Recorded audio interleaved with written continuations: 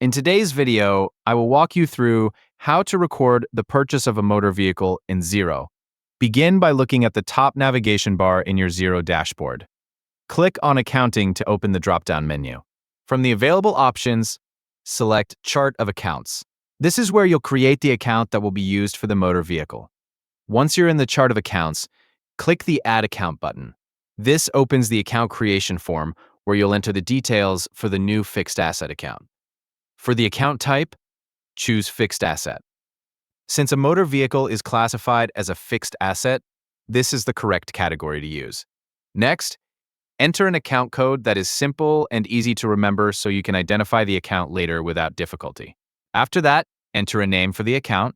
You can use motor vehicle or another name that clearly identifies the asset for your business. Choose a name that makes it easy to recognize whenever you review your accounts. Next, select the appropriate tax type for the account. Make sure you choose the tax option that applies to your situation. Once you've completed all of the required fields, click Save to create the fixed asset account. With the asset account in place, there's one more account you'll need to create. Set up a less accumulated depreciation account for the motor vehicle. This account is used to track the accumulated depreciation of the vehicle over time. Create this account under your motor vehicle asset and save it. Once the required details have been entered, after both accounts have been created, you're ready to record the purchase itself. Go to the top right corner of your dashboard and click the plus icon. A menu will appear with several options. From that menu, select Bill to begin entering the purchase.